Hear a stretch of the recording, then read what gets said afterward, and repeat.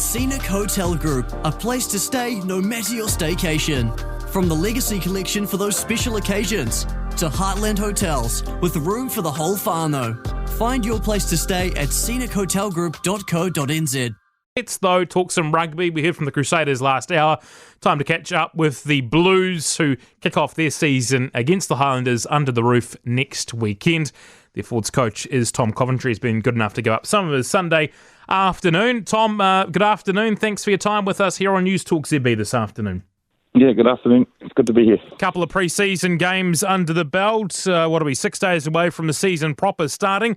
Are you happy with where your team sits heading into the season, and what did you learn from the pre-season games?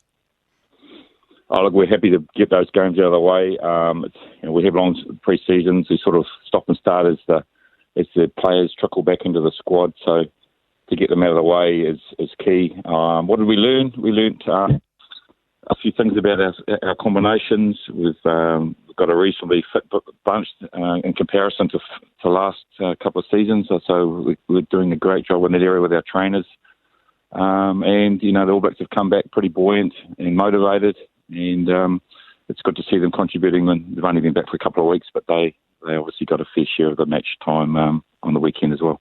As you look at the season, how much, if at all, is that loss in the final last year to the Crusaders motivating, driving your Blues team this year? Oh, it'll clearly be a motivating factor. We had a pretty solid run through the course of last year, and to miss out on the final to a pretty good Crusaders team was heartbreaking stuff. But you tuck that away and you use that as extra motivation for a new season. But if you're looking at the form of some of the teams pre-season this year, it's going to be another tough road to the New Zealand teams, nothing between them. And obviously the other teams in the competition getting better. So you start again, really, but you use that in the bottom of your belly just to remind you of where we came unstuck last year. Rule changes announced this week. Set piece, the clock's going to be ticking down before scrums and lineouts as a forwards coach. Do you like that? Yeah, I do like that. I think that's more initiative for the referees to make sure that the game gets underway quickly. I think that's always been part of the actual rules. I think it's just going to be managed a little bit better and with a real emphasis on getting the game started. Over the years, the coaches have taken a little bit of liberty about how quickly the line-out forms, calling from outside the line-out, scrum taking a long time to go through the process of getting everyone in and getting the thing set. So it's been in place. I just don't know if it has been managed that well. So it'll be interesting to see how that goes. But there was good signs in the pre-season games that it's going to be well policed. And the other one being the lack of intervention, perhaps by the TMO, as we've become accustomed to, although they can upgrade the red cards. As a coach, do you think that the TMO's probably got too much influence at the moment and winding it back's a good thing? Where do you stand on that? Look, I think anything to make sure that the game doesn't have huge amounts of stoppages is going to be good for our game. We work quite closely with Brendan Pickerel up here. He's been doing a little bit of work for the Six Nations and the TMO, and he basically summed it up quite beautifully. He just said, "Look, we're just scanning in behind the referee, the main referee on the field, and looking to try and make those calls quickly." Obviously, they're connected via microphones to the main ref, and they can actually see what's going on and are a couple of stages behind. So when there's a decision that needs to be made, it can be made on the run, which is clever. So it doesn't mean that we have to go back and let the public have to go through screens of replays to find a result when the referee that's in behind can see things going and scan ahead. So I think that's clever. I think that's going to make the stoppages less, and it'll just make the game better to watch. The final rule change I wanted to talk to you about was the one sort of moving the old pesky opposition halfbacks out of the way at scrum time. That's going to open the door for a number 8 like you've got on Hoskins Tutu to go off the back of the scrum a bit more, isn't it? Yeah, I think they're definitely going to the Artie Severe and Hoskins Tutu alike. Luke Jacobson, they're all pretty good off the back of the scrum.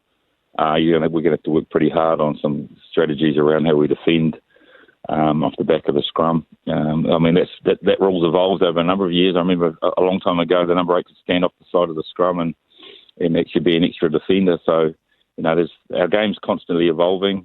It's going to make the attacking prowess of the teams probably easier. once again makes the defensive coaches have to work a bit harder.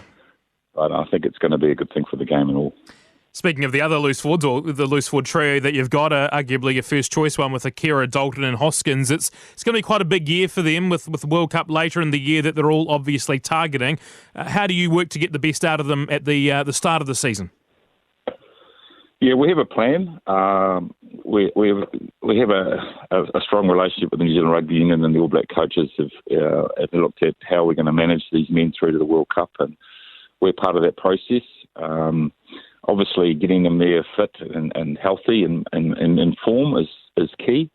So every player will have his own management or a plan around how many games he plays, introducing slowly into an 80-minute performance. And to be fair, not many guys play 80 minutes anymore, but a restricted load for a little while until they get themselves up to speed, considering they've only been back in camp for 2 weeks, whereas some of the younger members of our squad have been here since November last year.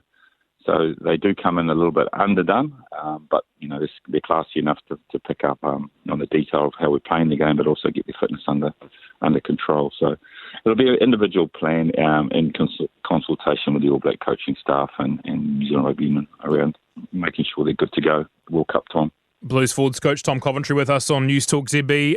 Patrick Tuipulotu rejoins the Blues after a year out of the game. We obviously saw him in the All Blacks towards the end of last season, but he rejoins the Blues as a former captain now, with Dalton retaining that. What have you noticed from Patrick since he joined up with your group in pre-season? Oh, it's great to have him back. We missed him last year after his time in Japan. Having him back, he's a real quiet leader. A real leader from in behind, good with the young fellas, gets the best out of our squad members who have been here for a long time, encourages in his quiet, very low-spoken manner. So leads what he does on the field mainly. He's one of those good captains that leads from out front. His performances have been good pre-season, and touch wood, hopefully we can keep him on the grass for the rest of the season. And just finally, Tom, Highlanders first up for you next weekend. What's your early scouting told you about what you might expect under the roof? Yeah, look, they've had a good pre-season. They've played really well. They've got a younger squad, new coaches. I think they're really buoyant. I've been watching their games from afar. They'll be very confident with the way they've gone. The old adage, when you go down to play at the roof in Dunedin, you need to be on your toes because the game's usually a little bit faster. The pace of the game can be telling for those guys who are a little bit underdone. So we just got to be clever about how we manage our group down there. They'll be up for it for sure, and the results pre-season show that they're very competitive. So looking forward to playing them round one. It's going to be a fascinating season ahead. Thank you very much for your time with us this afternoon on News Talk ZB. Appreciate it. No problem, pleasure. Hello, I'm Francesca Rudkin. And I'm Louise Airy, and we're excited to be working with the New Zealand Herald on our new podcast, The Little Things. So Louise and I have been friends for probably over 13 years now, and we've been through it all: kids, relationships, health crises, menopause. Let's not get into that just yet. I think we can both agree that there are times we just wish we had one place to go for some explanations on what's going on with our bodies, our kids, and the relationships in our lives. And this podcast is all about those little things that women need to know about getting older, raising kids, staying healthy, and taking care of yourself at whatever age and stage you're at. So join us every Saturday to hear from the experts and get all the advice and tips you need. Listen to The Little Things at nzherald.co.nz or follow us at iHeartRadio or wherever you get your podcasts.